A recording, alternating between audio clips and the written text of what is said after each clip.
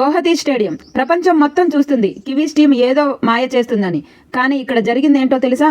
వేట, పులి వేట మొదలైతే అడవి ఎలా గడగడలాడుతుందో నిన్న గౌహతి స్టేడియం కూడా అలా ఊగిపోయింది. ఎవరో అడిగారట, ఇండియా అంటే భయమా అని. భయం కాదు నాయనా, అది భక్తి.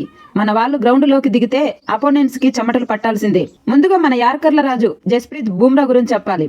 ఆయన బౌలింగ్ చేస్తుంటే బంతి బ్యాటర్ల దగ్గరికి వెళ్లడం లేదు. వాళ్ళ ఆత్మవిశ్వాసాన్ని కోసేస్తుంది. 4 ఓవర్లు వేశాడు, కేవలం 17 పరుగులు ఇచ్చాడు. కానీ తీసిన వికెట్లెన్నో తెలుసా? 1-2 అనుకునేరు, 3 వికెట్లు తీశాడు.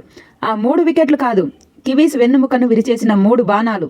బూమ్రా బంతి వేస్తే స్టంప్స్ ఎగిరి గాలిలో పల్టీలు కొట్టాల్సిందే. అది కదా బౌలింగ్ అంటే. ఇక బ్యాటింగ్ మొదలైంది.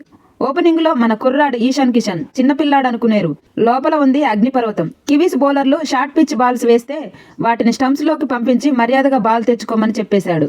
అతను క్రీజ్ లో ఉన్నంతసేపు కివీస్ బౌలర్లకు చుక్కలు కనిపించాయి. పునాది గట్టిగా పడితేనే కదా కోట అందంగా ఉంటుంది. ఈశాన్ ఆ పునాది వేసేశాడు.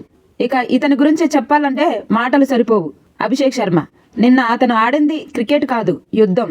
బంతిని కొట్టడం లేదు, శిక్షిస్తున్నాడు. కేవలం 20 బంతులలో 68 పరుగులు, నాట్అవుట్. అందులో 14 బంతులలోనే హాఫ్ సెంచరీ చేశాడంటే మనం ఇంకా ఆశ్చర్యపోనవసరంలే. ప్రపంచ రికార్డులు బద్దలైపోయాయి. 8 సిక్సర్లు కొట్టాడు. ఇతను కొడుతుంటే బౌలర్లు బాల్ వేయడానికి భయపడుతున్నారు. అందరూ అయిపోయాక వచ్చాడు అసలైన డాన్, మన కెప్టెన్ సూర్యకుమార్ యాదవ్. ప్రపంచంలో ఏ మూలన బంతి వేసినా దాన్ని తలకిందులుగా తిరిగి కొట్టే ఏకైక మనగాడు. 26 బంతులలో 54 పరుగులు, నాట్అవుట్గా నిలిచాడు. మ్యాచ్ని ఫినిష్ చేయడం అంటే ఏదో సింగిల్ తీసి కాదు, సిక్సర్ కొట్టి మరీ ముగించాడు. 10 ఓవర్లలోనే 154 రన్స్ టార్గెట్ని ఫినిష్ చేశారంటే అర్థం చేసుకోండి వీళ్ళ తాకిడి ఎలా ఉందో. మ్యాచ్ గెలవడం ముఖ్యం కాదు, ఎలా గెలిచామనేదే ముఖ్యం. 3-0తో సిరీస్ మన జేబులో ఉంది. అది టీమిండియా జాతర. ఇంకా ఎవరికైనా డౌట్ ఉంటే చెప్పండి, అది మన ఇండియా బ్రాండ్ అని. మరి ఈ మ్యాచ్ గురించి మీరేమనుకుంటున్నారో కింద కామెంట్ చేయండి. మరిన్ని విశేషాల కోసం మన ఛానల్ని సబ్స్క్రైబ్ చేసుకోండి. Thank you.